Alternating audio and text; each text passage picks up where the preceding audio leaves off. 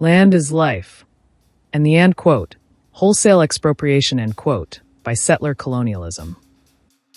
The subject and question of genocide is never too far from the history and discussion of settler colonialism, be it North America, Russia, Australia, South Africa, or even Israel. Anthropologist and author Patrick Wolfe has outlined the matter as land is life, or at least land is necessary for life. Thus, contests for land can be, indeed, often are contests for life. But let us be conscious of the fact that settler colonialism is not simply a form of genocide. Call it exceptional or rare. In places like Fiji, Tonga, and Hawaii, the native society was able to survive, though hardly unscathed, when facing the invaders, aka new settlers. The transformation, or call it a socio-economic system, that the settlers introduced were not singular, but evolved over time, backed by ever new laws, political mandates, based on scientific conclusions, webbed within social hierarchy and racial boundaries.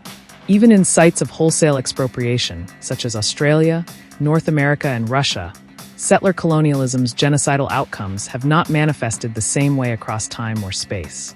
Each form of settler colonialism that was out to destroy heterogeneity and difference did so employing a different set of violent mechanisms followed by ethics, law, religion, and Eurocentric anthropology. The following narrative is a synopsis of entanglements and conflicts that make each type of settler colonialism distinct from the other. Yet the inquest of land and life ties up all the spectacular or horrific legacies spread across continents. The settlers and the dispossessed, bound within the logic of global transformation, extraction, expropriation, and assimilation. Welcome to North America. When the War for Independence was won, a more apt title than Revolutionary War, because separation from England did not bring about a true social revolution. The colonists were free to move westward, a matter they considered their manifest destiny. There followed almost 2 centuries of warfare in which the superior military power of the United States prevailed. Piece by piece, the land on which Indians had lived for millennia was gobbled up until they were confined to reservations comprising, in total, something less than 5% of their original holdings. Introduction by Howard Zinn, From a Native Son by Ward Churchill. The above snapshot history compels us further to understand the twin aspects of African slavery and the dispossessed indigenous people together as an oppressed majority whose integration, natives and labor, slaves, was fundamental for the survival of the colonizing minority, making the latter, colonizer, vulnerably dependent on the former, colonized and enslaved. The distinction here between the colonization of North America, Australia, and Russia is based on the logic of frontier homicide and the forthcoming patterns of land acquisition and genocide. Genocide of the natives could only be counterproductive, creating a void which emptied foreign domination of its content and its object, the dominated people, Emile Cabral. Instead of insights based on the historical records of genocide in North America, Ward Churchill's critique can be taken as a direct attack on, intellectual imperialism, embedded within law, conservation science, governing frameworks, and higher education in the United States and Canada. A legacy that Ward Churchill defines in great detail as a set of false promises. Ingenious as well as grounded is the author's alignment with the theories of indigenous liberation outlined earlier by Marx and Engels. Settler colonial canons like kill the Indian, save the man, may still haunt the remaining indigenous of North, South, and Mesoamerica. However, settler colonialism continues with ever new projects of integration, not just via technological and intellectual superiority, but also social and cultural inquisition. Post-genocide, ecocide, eviction, and eventual assimilation, the author tells us about Indian imagery in sports team names, logos, fashion, tourism, as well as current New Age attempts to expropriate native spiritual traditions and practices, turning them into marketable commodities, green vitalism, nature conservation, etc. From a Native Son by Ward Churchill. Unlike Spanish and Portuguese colonization, Inquisition, plantation slavery, forced labor, and all the forthcoming massacres and genocides, 1492 to early 1700 CE, the indigenous counterparts of North American were cleared from their land rather than exploited as slave labor. While many scholars debate as to why North American natives were not exploited, their dispossession cannot situate it outside settler colonialism and its corresponding projects that include genocide. The indigenous place and connection to land vis-a-vis modes of production and modes of life were abolished by the settlers over centuries, replaced by foreign slaves, predominantly Africans, and later by millions of immigrants rushing into the New World from Europe, Russia, Latin America, China, Middle East, and beyond. Africans who provided the labor to be mixed with the expropriated land, their own homelands having yet to become objects of colonial desire. Patrick Wolfe, Settler Colonialism and Transformation of Anthropology. As celebration and as cult, Columbus became the original immigrant for many Americans, including President Theodore Roosevelt, Roxanne Ortiz Dunbar. Generations later, still embedded within modern society, be it situated in the West or East, is a disturbing worldview that frames the colonizers' relationship with the remaining natives, about the same old land and every forthcoming crisis that threatens the continuity of life. Welcome to Australia. Wonder why Australia is so diverse in its ethnicity? Credit goes first to the British, Dutch, Irish, Scots, and Germans who still predominantly rule Australia. Must include the Italians, Greek, Polish, Croatian, and Maltese who arrived later. Further down, we meet the working class made of the Chinese, Vietnamese, Indian, Lebanese, Nepali, Korean, Indonesian, Egyptian, Turkish, etc. The above ethnic groups make up almost 96% of the Australia's population. Yet, what about the original natives of the continent? To be fair, Aboriginal Australians are 2.7% and the Torres Strait Islanders 0.3%. Aboriginal population of the continent has steadily collapsed over the last 200 years, not just based on European contact, but more recently because of increased incarceration, falling birth rates, addiction to alcohol and drugs. Conditions clearly contrary to what the Australia's Liberal administration wants us to believe. Robert Tickner, Justice Reform Initiative, Australia. In Australia, British dominion was effectively unchallenged by other European powers. Well known is the history of forced migration, made of convicts, murderers, vagrants, troublemakers, women, men and children of the underclass, physically disabled, etc., shipped off to populate the newly discovered continent. The matter of Aboriginal presence and rights could not be entirely mitigated by outright slaughter or informal variants based on the European law of terra nullius, being taken for granted in settler culture. Terra nullius is an ancient Latin expression which means, end quote, nobody's land, end quote. The same terra nullius applied earlier by the Spanish to exterminate the Zaragua and Chichimeca, Hispaniola, 1503 to 1506. The Dutch massacre of the islanders living in the New East Indies, Banda and Nassau, 1620, as well as the Russians attempting to colonize Siberia, 1700 to 1720. But these lands were never really empty, nor did the natives ever hang a welcome sign for the outsiders to begin with. Hence, any colonized land that promises life or plenitude of resources must go through a transformation or, say, an initial treatment. Peculiar to the treatment of Australian Aborigines by the British and other Europeans was based on the question of mother right, a theory of cultural evolution conceptualized by Johann Jacob Bachhofen in 1860. As part of mother right, Bachhofen believed in two things fundamentally. One, that originally man lived in a state of sexual promiscuity, and two, that such promiscuity excludes any certainty of paternity, and that descent stock could therefore be reckoned only in the female line, and consequently mother right, das Mutterrecht. Following the above maxims, several European anthropologists, historians, and biologists were convinced that matriarchy was originally the case amongst all the peoples of antiquity all over the world. And who better than the Australian Aborigines as living examples of the aforementioned antiquity, because after all they were the most ancient or primitive for the Europeans. According to Patrick Wolfe, the logic of mother right was not only abused but eventually upended by the early settlers in Australia because it was fundamental to curb the wild nature of the Aborigines, as well as subject the dark-skinned population to various types of laws and reforms that could effectively erase the female line and sterilize the state of sexual promiscuity. Depopulating Australia first was central, in order for the civilizing project to roll out with ever-increasing power and certainty, settler colonialism and the transformation of anthropology. Yet such depopulation of the native is not exclusive to North America or Australia or Russia alone, but also contingent to the formation of countries like Chile, Argentina, Colombia, Venezuela, Benin, Congo, Angola, Namibia, Sudan, etc. Welcome to Russia. Picture Siberia, and you might imagine countless prisoners enslaved within the Gulag archipelago. Alexander Solzhenitsyn. One can also imagine detonator landscapes, the Feral Atlas, as an outcome of atomic experiments or frozen diamond mines, oil fields, huge logging camps, lakes of exposed methane, and all such spectacles of documented modernity. Popular history and imagination aside, this humongous region measuring almost 13,500,000 square kilometers also equates to the world's largest, flattest plain. So where are all the original people of Siberia? The ones who predated Russia and Russian presence by thousands of years? What happened to the Chukchis, Kets, Yuz, Yukagirs, Nanes, Karaks, Kakas, Sireniks, Koryaks, Khanty, Mansi, Aluders, Idleman, Nivik, and the Izorians? Concurrent to the colonization of the New World by Europeans was the continuous invasion, resettlement, and transformation of Siberia by the Russians.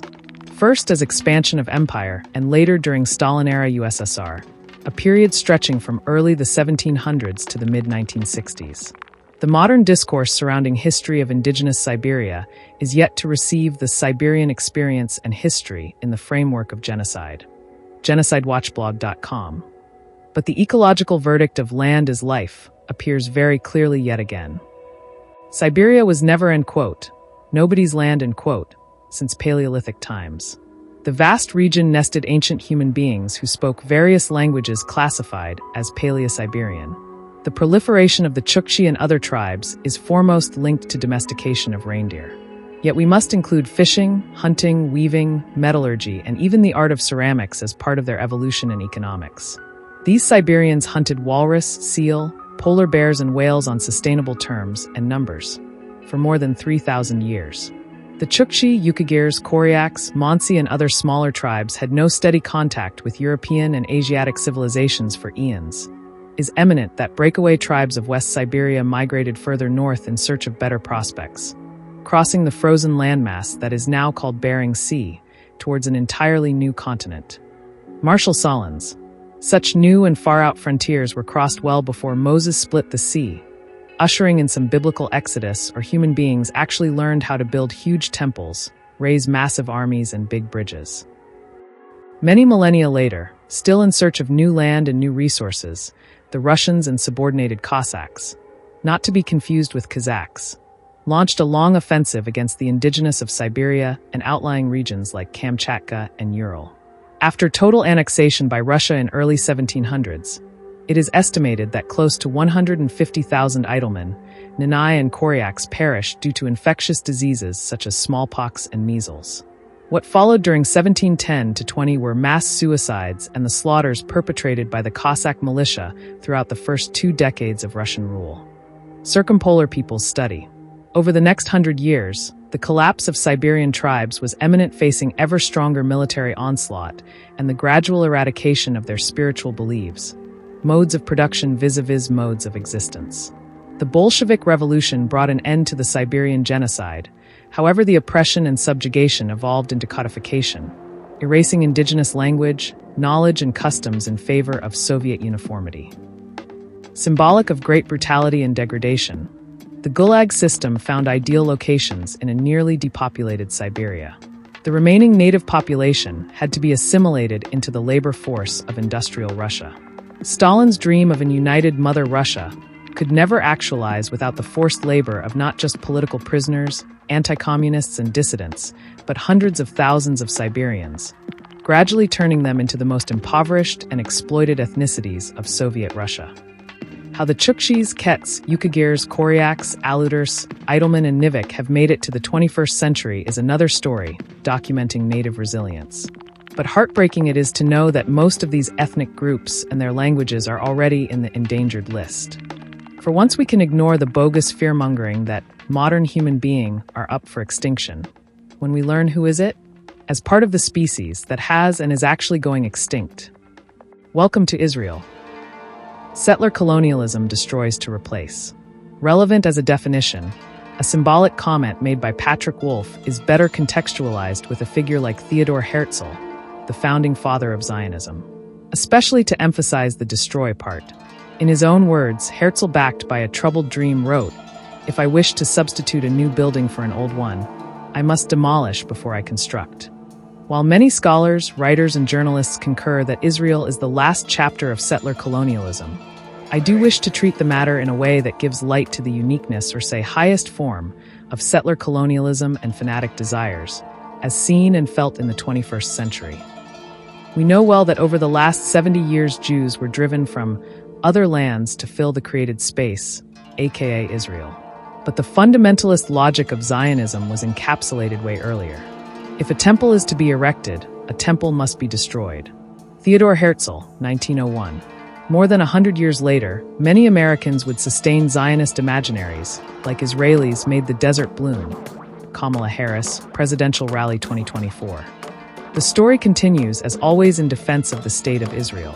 George Bush, 2001. There are 100 reasons as to why two or more settler colonial societies are tied up in several projects that include propaganda, censorship, as well as war, genocide, forced starvation, and continued violation of human rights. Folks like Elon Papp, Chris Hedges, Max Blumenthal, Katie Halper, and Norman Finkelstein remind us again and again that Israel is a combination of things: an apartheid state and exclusionary settler colonialism. Furthermore, that Zionism was an European project to resettle and recolonize a land that was not empty but home to millions, a diverse set of people, be they whatever ethnicity, language, or religious belief, as Muslim, Christian, and even Jewish, lobbying for Zionism on both sides of the Atlantic. Apartheid in South Africa came to end. It was overcome. Nothing lasts forever, and you can't keep up racism, terror, and discrimination forever. Israel can also end. Having said that, Patrick Wolf also reminds us that the white rulers of South Africa were clearly dependent on the labor and existence of black South Africans from start to end. Yet that is not the case with the settler colonial project of Israel, the implementation of which is a never-ending project. Generations of Palestinians have been effectively excluded from the economy, higher education, treated as second-class citizens, dealt under exceptionally unfair rules, limits, and mandates in spite of whatever says international law, the United Nations, media, and the ICJ. Dozens of streets and narrow lanes within occupied Jerusalem are Jewish only, much like the replacement plans that manifested as militarized kibbutzim, intentional communities, dotted across the occupied West Bank. Illegal corridors, netzarim, that cut through the decimated zones of Gaza. The genocide goes on. Many people in Israel, United States, Canada, Australia, Europe, India, and elsewhere prefer to identify the land as a Jewish democracy. And that is truly hilarious, if not a total contradiction of terms. As if one can then imagine a white people's democracy, or black-only democracy, or even men's democracy. Regardless, if such a form of democracy can manage to exclude people, deny them basic human rights, food, and medical care, if it can also shoot children in the head, kill doctors, journalists, and medics, humiliate and demonize Arabs as inferiors/animals, and slaughter common Palestinians as suspected terrorists, it is indeed the highest form of settler colonialism, unbridled yet, and not any democracy. But the wholesale expropriation of Palestine is far from over, as much as Israel is described as a Zionist settler colonial project gone horribly wrong. Electronic Intifada, 2023. Worse, for every innocent Palestinian child, woman, and man that is being slaughtered by Israelis, effectively pushes Israel further out in the open as a global pariah state, Chris Hedges. No doubt at the legitimacy of our rage, as expressed by Norman Finkelstein, and he does not hold back to say that Israel is an insane, supremacist society. Settler colonies are premised on the elimination of native societies. Not much can be said about people who wish to replace one nation with another, like some people in the past who violently replaced one type of existence with another to acquire land, corresponding riches, and established dominion. There can be no doubts about the above trajectory, be it at the time of Columbus or during the emancipation of America or during the colonization of Siberia or the ongoing AI-powered genocide in Gaza, Acid Horizon. The colonizers came to stay. Settler colonialism, or call it invasion, is a structure, not an event. It is irreversible yet, as we have learned in the past. The colonizers' logic that denies the natives' very right to exist. All settler colonial societies exist upon that vicious and tacit bedrock of denial. In contrast, for all the hollow celebration and rah-rah of decolonization, as a species we sure have a very long way to go in terms of achieving any real democracy, let alone human rights and security for all. albeit there are great lessons and insights to be learned from the history of indigenous resistance, including the remaining Aborigines, the Chukchis, and the Palestinians. 2 cheers for anti-settler colonialism and anti-racism. Land is Life, by The Counterintuitive. In case you wish to pledge support with a paid subscription, click here.